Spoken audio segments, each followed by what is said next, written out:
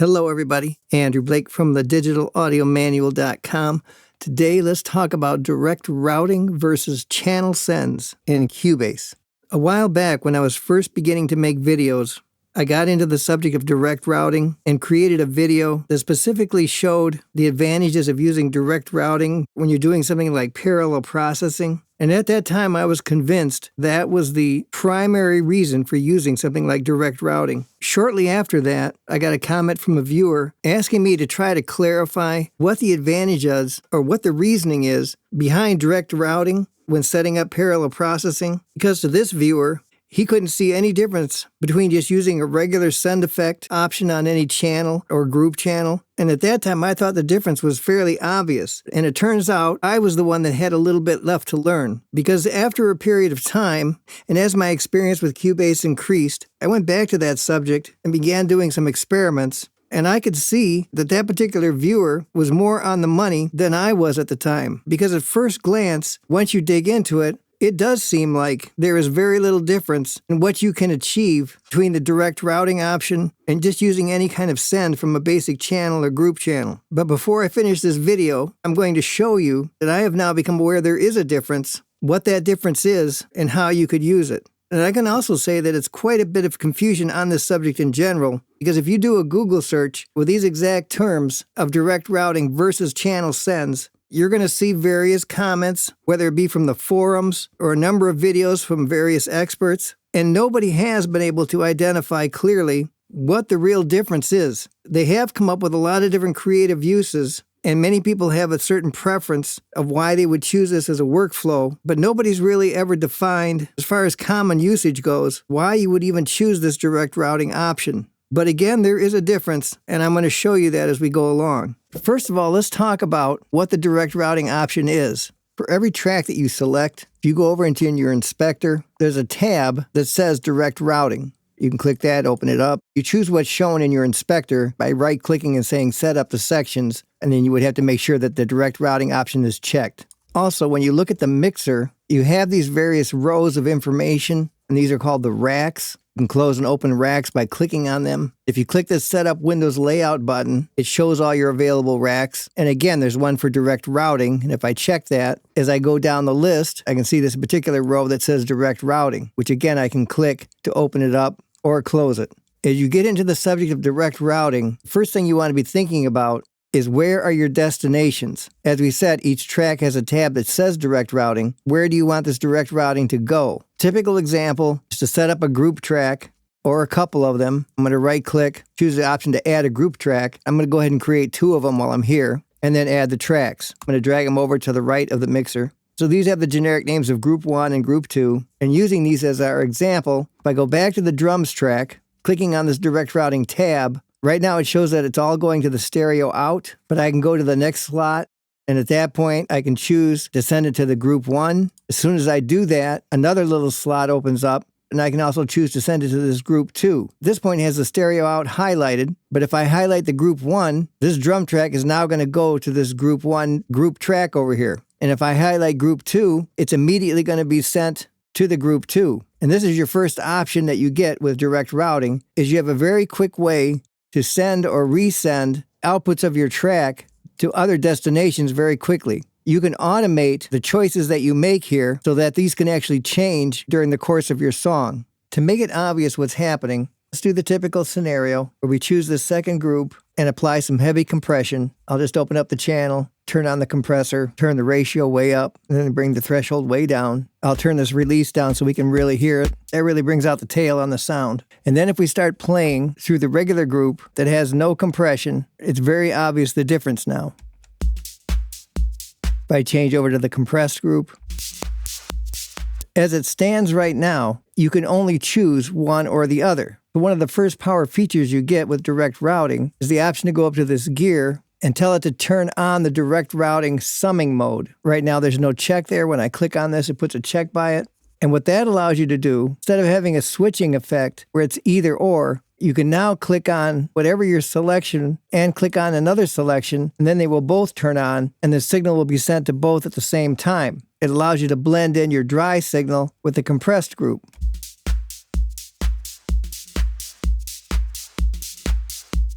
Makes a very dramatic effect when it comes to the drums. If I go back and turn the summing mode off, and I select group 1, and I have this track soloed, it's playing through the original track, and then it's going to the group that it's routed to, and ultimately it's going to the stereo out. If I were to pull this group fader down, then it no longer goes to the stereo out. On the other hand, if I come back to the direct routing options and I select the stereo out, it's now bypassing these groups and is only going to the stereo out. So it no longer matters how I adjust this fader. If I go back and turn the summing mode on again, and I hit group 1, it's playing as before, but at the same time I could hit the stereo out, so now it's going through the group 1 to the stereo out, and it's also going right from the channel to the stereo out at the same time. That's why you can hear it get louder when I turn it on. If I turn the stereo out off and turn group 2 back on, now it's going through group 1 and group 2 with compression, and those are ultimately going to the stereo out. I could also send the direct signal right to the stereo out. So you gain a lot of options in terms of how you route your signal, which you can quickly change any combination that you want. One thing that's changed in Cubase 14, as I've said, when you add these different outputs into the direct routing slots, another slot opens up, and this will keep creating these slots up to 7 different times. But now we have an option if we want, and I click in one of these slots and tell it to just show all the available slots right away, and then they will all appear, and you won't necessarily have to wait until you fill them up. For the rest of our demonstration, we'll just turn these on so we can visually see our options. So how are the channels similar to this direct routing, as we originally discussed at the beginning? So far, we've been able to take this drum track, which we're using in this example, and send it to group 1 and group 2, as well as the stereo out, switch those different outputs on or off. If we open up the channel for a minute, in this example, we can already see there's a couple of things set up here that are sends to modulators. We're going to talk about that in a minute, but if we go to one of these empty slots on the end that are set up for sends, click in one of these slots, I can send this channel to group 1 right here by just selecting it. And then I can go to the next slot and I can choose group 2. And I can turn these groups on or off any way I want. I can even change them to pre or post fader, which is something you can't do with the direct routing. So at first glance, it seems like the channel outputs actually offer us more in terms of the features when we're trying to do this. We also have separate volume controls, so we can change the level. Right now, I've deactivated all my direct routing outputs, so even though I'm playing this, I can't hear anything. But if I go up to the channel output and turn that on, now I can hear the channel, and I can see that it's playing through group 1. And I can grab the volume, and I can turn it up or down. And again, because it can be pre or post fader, right now if I change the fader, that has no effect. But if I change this over to the post fader option, now when I turn the fader up or down, it's going to affect that level. I can turn this one off, I can turn group 2 on, and now I'm sending it through the compressed group. So again, I could do parallel processing right here. I have my first clean output, I have my compressed output. This is the beginning where most people start to say, well, what's the difference? Why not just do it this way? And the fact of the matter is, if this is what you're doing, it really doesn't matter which way you do it. You could do it through the direct routing option, or you could do it through the channel sends. The results are basically similar, and if this was all there was to the story, there really would be no reason to have direct routing or the channel outputs, because it's basically a redundant solution to the same problem. All right, so we've seen what's the same. Let's see what's different. Let's add an effect in here as well. I'll add reverence as a reverb on this track. I'm hiding the fader so I have more room. Let's put reverence down here where we can see it easier. And let's complicate things a bit. Let's add some more groups in here. So far I've got 2 groups. Let's fill this out with 5 more groups. And then let's add those groups. So right away, the difference, one, is that you can have different combinations of what outputs you have on the sends as compared to what outputs you have in your direct routing. With the direct routing summing mode on, I can make any combination down in this area of what I want active for my outputs. In the effects send area, I can also turn on or off whatever combination I want. But one of the main differences here, if I were to turn off my direct routing, it would only affect these outputs. If I go up to the sends and deactivate that option, not only have I turned off my outputs, but I've effectively killed the send to my reverb and the output to whatever modulators I had. That's a huge difference in terms of when you activate or deactivate your outputs. And then if we complicate it just a little bit more, I'm going to duplicate this drum track. Then when we go back to the mixer now, if I go to each channel and make some kind of different combination of the different outputs, maybe I've got 3 outputs on this one, I've got the 2 outputs here. Again, I can turn these on or off any way I want to, and I can automate the changes. So I have an ability to do some very complicated mixing and matching where my signal is going to go at any given time. And then the final main difference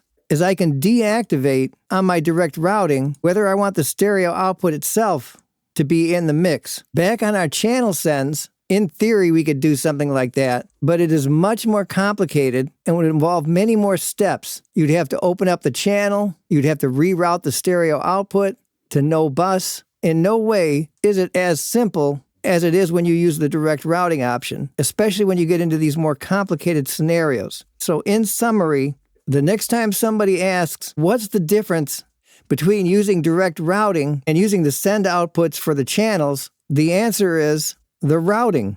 The direct routing option gives you a simpler, faster, and in many ways an easier ways to mix and match very complicated scenarios of how you want to group or send your channel outputs onto different destinations. So take that information, think it over a little bit, and see if you come to a new understanding of some of the potential and many options available when you use the features of direct routing in Cubase. And I'll see you next time. All right, it's going to wrap it up for today. As always, if you haven't already, click the link in the description of this video to learn how you can get access to the all-new Digital Audio Manual Preferred. It's the clear, step-by-step solution showing you not only the tips, but all the secret and typically never talked about features that'll take you to a higher level of using your software. If you've been searching for an all-in-one solution to take you from start to finish and learning Cubase and Wavelab and other music software, this is exactly what you've been looking for. So click on the link in the description and come and be part of the clear path to a better learning experience. So today we had a discussion of the direct routing versus the channel sends. We began by just talking about what is some of the confusion. We looked at how to set up direct routing. We talked about where it shows up in the mixer racks. We discussed the option of the summing mode for direct routing, how we can now show all the available slots. We compared direct routing to the channel outputs. We looked at how they are the same, and then we looked at how they are different. And we will continue to explore all these different features and functions and our various creative options that are available to us. As always, it's great to have you guys here, and I'll see you on the next video.